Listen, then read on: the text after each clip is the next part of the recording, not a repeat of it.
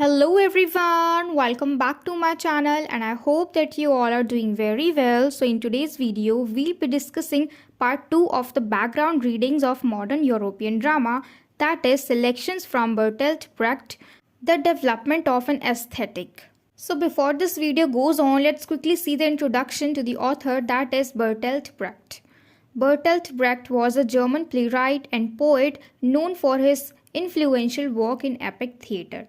तो बर्टल्ट ब्रेक्ट जो हैं वो एक जर्मन प्ले राइट थे और पोइट थे जो कि अपनी इन्फ्लुएंशियल वर्क के लिए जाने जाते हैं in epic theatre and he developed a unique style of theatre that aimed to engage the audience intellectually rather than emotionally.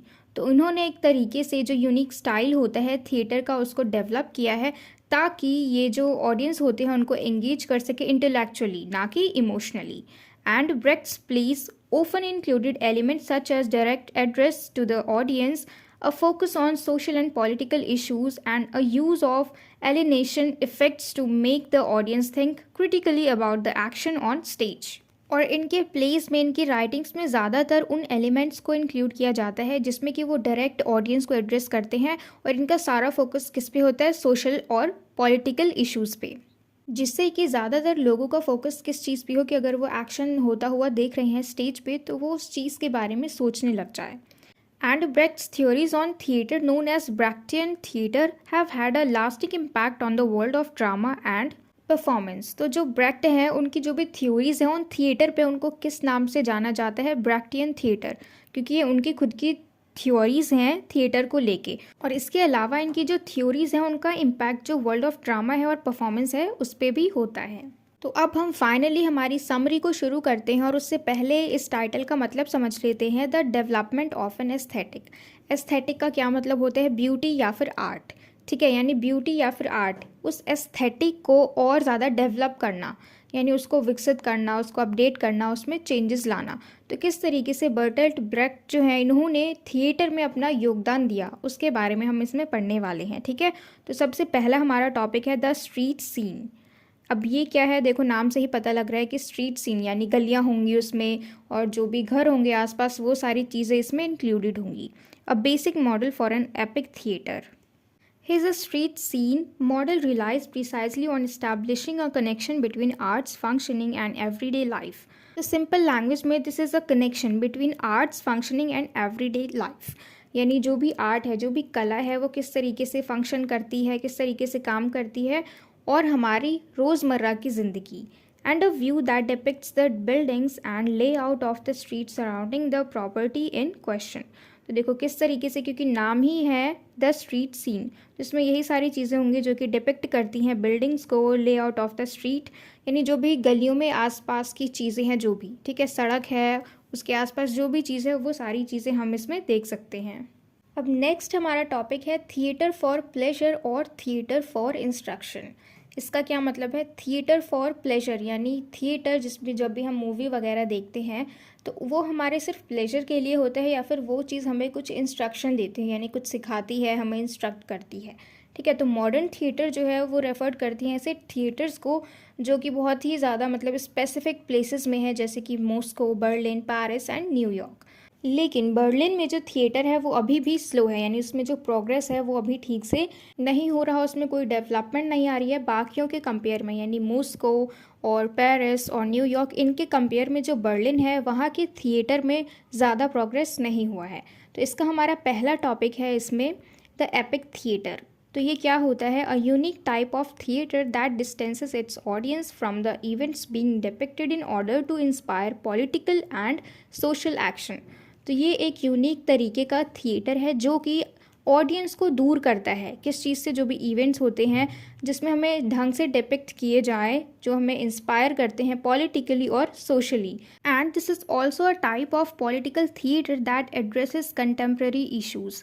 और ये एक तरीके से पॉलिटिकल थिएटर भी है जो कि मतलब कंटेम्प्रेरी इश्यूज़ को एड्रेस करते हैं, यानी जो भी प्रेजेंट टाइम में जितने भी इश्यूज़ होते हैं पॉलिटिक्स से रिलेटेड उस चीज़ को ये शो करता है। और इसका सेकेंड पार्ट है द इंस्ट्रक्टिव थिएटर। देखो पहला क्या था, द एपिक थिएटर, जिसको हमने समझ लिया, दूसरा क्या है, द इंस्ट्रक्टिव थिएटर। और ये दोनों ही टॉपिक किसके अंडर है, थिएटर फॉर प्लेजर और थिएटर फॉर इंस्ट्रक्शन। तो पहला टॉपिक हमने अभी अभी डिस्कस कर लिया, द एपिक थिएटर। अब हम दूसरा कर रहे हैं, द इंस्ट्रक्टिव थिएटर। और इसके नाम से ही हम जान सकते हैं, इंस्ट्रक्टिव का मतलब जो चीज़ हमें इंस्ट्रक्ट करे, हमें कुछ टीच करे, हमें कुछ समझाए, सिखाए। He wanted his theatre to spark an interest in his audience perception of the world।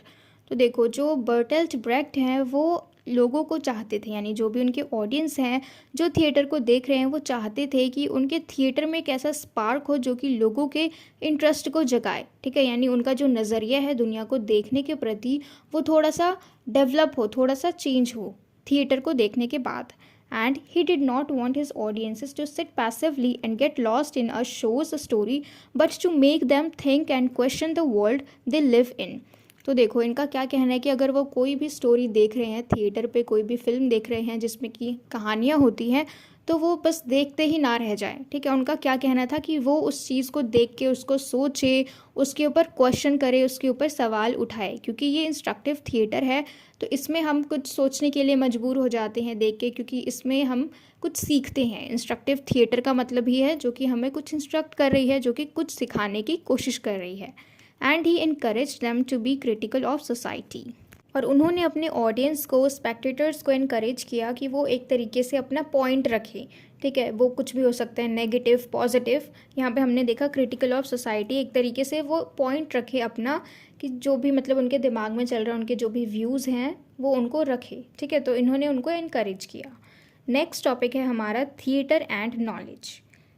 It is not necessary that every theatre performance should be amusing or every performance serve as a source of knowledge। तो देखो, ये ज़रूरी नहीं है कि जो भी theatre में हम देखते हैं उसमें हमें बहुत ज़्यादा अम्यूज़मेंट मिले, यानी हमें बहुत ज़्यादा खुशी मिले, एक्साइटमेंट मिले, या फिर जो भी परफॉर्मेंस है ज़रूरी नहीं है कि वो हमें कुछ सिखाए, क्योंकि ज़्यादातर ऐसी चीज़ें होती हैं जो बहुत ज़्यादा बोरिंग होती हैं, उसे कुछ सीखने के लिए नहीं मिलता, उसमें हम बस टाइम पास के लिए देखने लग जाते हैं, है ना। तो ज़रूरी नहीं है कि जो भी थिएटर है वो हमें एंटरटेन करे या फिर वो हमें कुछ ज्ञान दे। बहुत सारी चीज़ें होती है जो न्यूट्रल होती है, ना ही हम उससे कुछ सीखते हैं, उसको बस एंजॉय करते हैं नॉर्मली।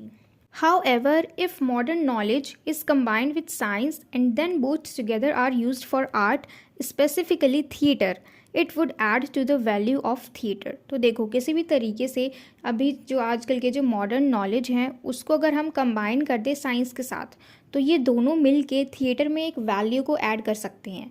यानी अगर हम इन दोनों को ऐड कर देंगे तो जो भी हम चीज़ देख रहे हैं वो बहुत ज़्यादा और ज़्यादा वो एंटरटेनिंग हो जाएगी, और ज़्यादा हमें उसमें कुछ सीखने को मिलेगा, यानी उसकी जो वैल्यू है वो बढ़ जाएगी।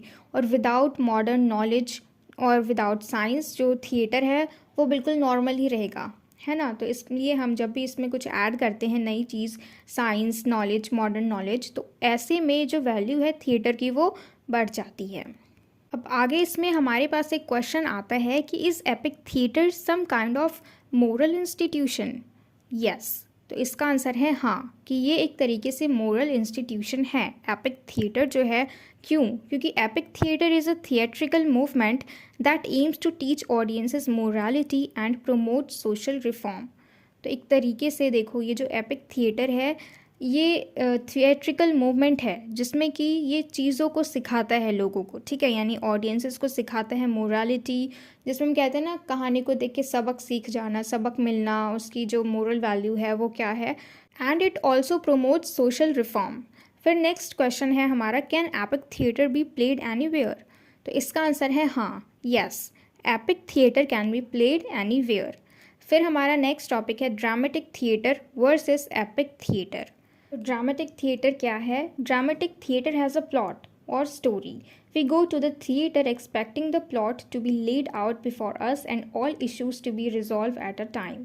तो देखो, ड्रामेटिक थिएटर में क्या होता है, उसमें प्लॉट होता है, उसमें स्टोरी होती है। जब भी हम थिएटर में जाके देखते हैं कुछ भी चीज़, तो उसमें हम हर चीज़ देखते हैं, बहुत सारे इश्यूज़ भी आते हैं, और जैसे जैसे कहानी ख़त्म होती है वो सारे इश्यूज़ जो हैं वो सॉल्व होते जाते हैं, जिसको हम क्या कहते हैं, हैप्पी एंडिंग। जैसे कि एग्जाम्पल के लिए अगर हम देखें तो वो है Death of a Salesman Waiting for Godot, Noises off etcetera. ठीक है, तो ये सारे एग्जाम्पल्स हैं ड्रामेटिक थिएटर के। तो ड्रामेटिक थिएटर में क्या होता है, इजी लैंग्वेज में अगर हम कहें तो देखो, उसमें काफ़ी सारी इश्यूज़ आती हैं और एट द एंड वो सारे इश्यूज़ ख़त्म हो जाते हैं, जिसको कि हम कहते हैं हैप्पी एंडिंग। और एपिक थिएटर में क्या होता है, epic theatre doesn't attempt this neatness. The narrative starts and ends, leaving issues unresolved, confronting the audience with questions about what they will do. ठीक है, तो देखो एपिक थिएटर में क्या होता है कि इसमें कोई प्लॉट नहीं होता ढंग से, और जो नीटनेस है यानी हम कह सकते हैं ना एक तरीके से जो होता है ना क्लैरिटी, वो चीज़ नहीं होती है एपिक थिएटर में। ठीक है, जो भी नैरेटिव है वो शुरू होता है और शुरू होते के साथ ख़त्म हो जाता है, और जो भी इश्यूज़ हैं वो सॉल्व नहीं होती है, और जो बाकी ऑडियंस होते हैं उनके दिमाग में काफ़ी सारे क्वेश्चंस रह जाते हैं कि अरे वो जो था उसका क्या हुआ, वो जो आदमी था वो मर गया था तो उसका क्या हुआ। मतलब इस तरीके से जो भी प्रॉब्लम्स होती है वो एपिक थिएटर में सॉल्व नहीं होती हैं, और एपिक थिएटर में लोग जो हैं वो सेटिस्फाइड नहीं होते हैं। ठीक है, वो सोचते रहते हैं, उनके दिमाग में क्वेश्चंस आते हैं कि ऐसा हुआ था, उसका क्या हुआ होगा, इस तरीके से। ठीक है, और इसके एग्जाम्पल हैं mother courage and her children, और दूसरा है द गुड पर्सन ऑफ सिचवान और द गुड वुमेन ऑफ सिचवान, जो कि हम इसको डिस्कस कर चुके हैं पिछली वीडियो में।